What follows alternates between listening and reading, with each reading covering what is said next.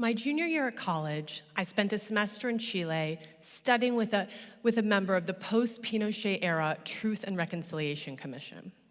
One day, while I was out exploring Santiago, I stumbled upon a storefront that for some reason caught my eye. It was nondescript on the outside, but I could see a group of women inside and colorful slogans on the wall. Curious, I opened the door. The collective of women were seated at tables covered with scraps of fabric, burlap, and other simple materials, including cloth from their loved ones' clothing. I learned that they were survivors of hardship and violence, and everyone had lost at least one family member to the forced disappearances during the military dictatorship. These women had come together to heal as a group and to create arpilleras, which are these little woven tapestries with scenes and symbols. Some depicted those who had been kidnapped and killed, while others tell stories of their families, their homes, and their country. With few resources available to them, they wove these patchwork, colorful scenes together with imagination and heart. And every arpillera expresses a personal, political theme, cleverly denouncing the human rights abuses their creators experienced. And finally, each woman who made an arpillera would sign her work on a piece of paper that was then placed in a tiny pocket sewn into the back. The women then sold them out of the store and on street corners and in markets and fairs, and they proved to be a vital source of income and expression for them during the country's recovery from that traumatic era. I sensed the power of these women coming together to create these tapestries. Stripped of their rights and with global help slow to respond, they found an imaginative way to protest injustices and reclaim their history and their lives. At the time, the term social enterprise wasn't yet widely used, but I could see that there was an empowering dignity in what these women were doing. When it was time for me to head back to the US, I stopped by the collective and asked if there was anything I could do. Absolutamente, they said, and immediately began to stuff a bag full of arpilleras to take back with me to sell for them. No contracts, no deposits, just send us what you can. So back at college, I made a plan to try to sell the arpilleras. Now, this was pre-social media, so all I had were a few flyers I had printed, the tapestries themselves, and some friends willing to help out. Early on a weekend morning, we set up a table at the center of campus at what we call Red Square at Georgetown. There was a good amount of foot traffic, and people started to stop by, read the brochures, and ask questions. As we explained the story behind the arpilleras and the women who created them, they began to consider the arpilleras in a new way. What they might have easily dismissed as novelty items, they now recognized as valuable political art. Within the day, I was completely sold out. And I realized right then and there the meaningful impact that story can have on commerce. The tiny arpilleras, made of scraps and with no practical function, were not an obvious choice for an art collection. But as the story behind them was revealed, people were motivated, touched, and inspired to support these women. Yes, they were just a bunch of tiny threads and pieces of fabric, but woven together by the hands of these survivors. They told a story of what it means to be human, connected, courageous, lost, and found again. And that translated into a pretty substantial check I soon mailed back to the collective with pride. So just what is social enterprise? It's an evolving idea with a number of suggested definitions, but I define it as any organization utilizing market-based strategies that works to make the world a better place and to solve problems through commerce. And a social entrepreneur is anyone, I repeat, anyone using business tools and strategies to solve social problems. Social enterprises include cause-driven businesses looking to improve a particular social condition, or ethically focused enterprises with sustainability models.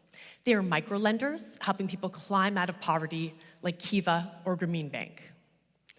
They are my friends at Maya Traditions, connecting women entrepreneurs and artisans to national and international markets to improve their quality of life and preserve their cultural heritage. They can be businesses like Groundswell, which promotes responsible consumerism and civic consumption, or Swipe for the Homeless, or Divine Chocolate, or the Downtown Women's Center of LA, or Solar Sister, which brings clean energy technology to communities in rural Africa. They can uplift whole communities and even countries, like in Myanmar, where lack of infrastructure and repressive rule have suppressed the populace for so long, but where organizations like Proximity Designs are using business models to help farmers increase their incomes and pull themselves out of poverty. Some of the best social entrepreneurs, hungry for change and better answers, find their calling from their desire to solve the problems they see directly in front of them. When you don't have the capital or laws or infrastructure on your side, you get creative and innovative. You have to. Social enterprise, sustainable and ethical business and entrepreneurship can happen at any organization, large or small, from those aspiring to B Corp status to small artisan groups. It is any entity or any individual who strives to solve unmet needs and social problems, to merge what we want with what we need. It's Patagonia embedding social impact into its clothing through its environmental initiatives. It's Falling Whistles, campaigning to end conflict in the Congo by selling whistles so we can all become whistleblowers for peace. Social enterprises are not handouts. They are entrepreneurial solutions to raise up people and communities and improve lives through commerce, allowing people to build their futures and make choices about their lives on their own terms. And they all start with an idea. After college, I went on to become an international human rights lawyer. I worked at the United Nations, the US federal government, and with other international organizations. I traveled the world listening to people tell their stories. And what I learned from that work is that people in need know what they want. They just need agency, access, and opportunity. Everyone prefers to make their own choices about their lives. And so, a few years ago, I had my own idea. And inspired by the women I had met years before in Chile, Milena was born. Milena is an e-commerce platform and global community that connects people with artisans around the world so that we can design, curate, and sell the goods they create.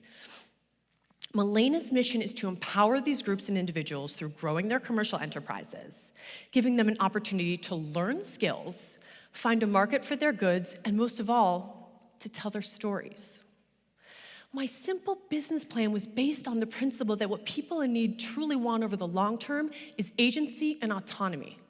To open bank accounts in businesses, to express themselves, to go to school, to build their futures on their own terms. Simple and profoundly important issues many of us can take for granted.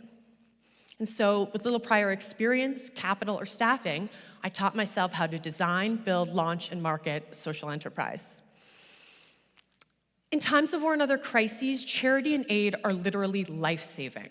But beyond essential aid, the best way to help people who need to rebuild lives is to use commercial solutions and market-based strategies to help them gain sustainable incomes and become economically independent.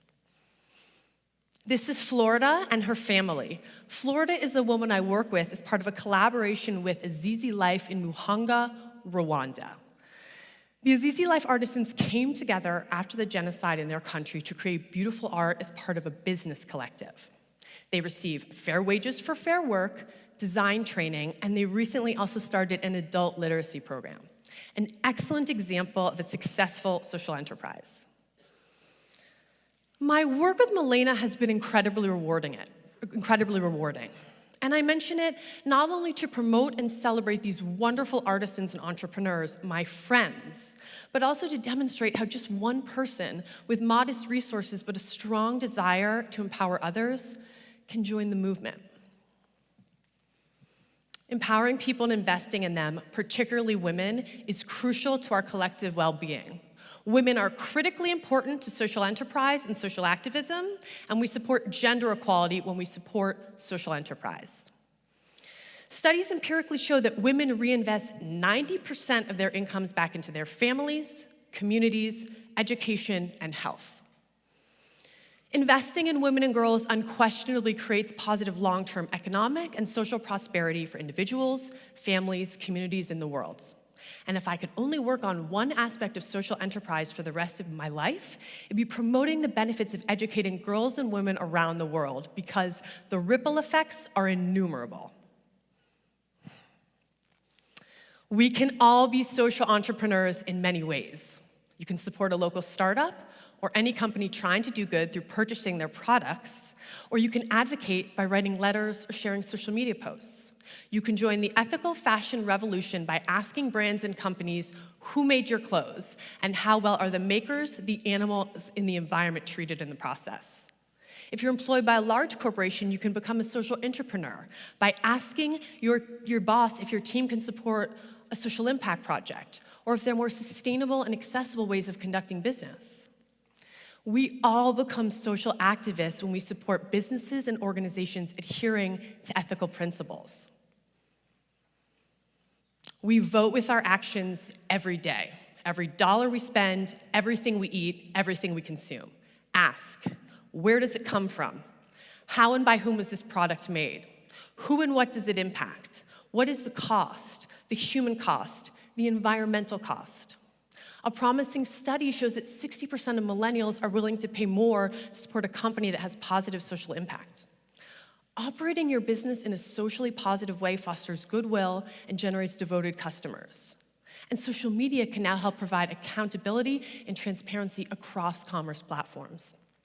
The bottom line is, socially responsible practices are good for business. Supply always meets demand, and consumers ultimately hold the power. We have to ask for this, demand this, and when we do, CEOs and their boards will respond. While we do the difficult and long-term work of building economies, political institutions, and legal and policy systems that support equality, we can also, day by day, break down entry barriers to markets, helping people amplify their voices and their stories. Social enterprise is a way of adding doors where there were none. Ethical business is a way of making capitalism work for all, not just the few. It's saying that economics and ethics, profit and purpose can and should go together. It's creating something that should be in the world but isn't, yet. We are all part of something greater than ourselves, and reaching for that greatness is what uplifts us all. My friends to this day remind me how much they love their arpilleras and how much the women's story affected them. Your life is your message to the world. Each moment is another thread of your story. Every dollar you spend, every action you take, every email to a friend about a new social enterprise. There is no better or lesser way to make a difference. There are only moments, decisions made every day, tiny bits of fabric, each of us with our own sewing needles, stitching together the tapestry of our lives. So, what is the story you want to tell the world? What will your arpillera say? Thank you.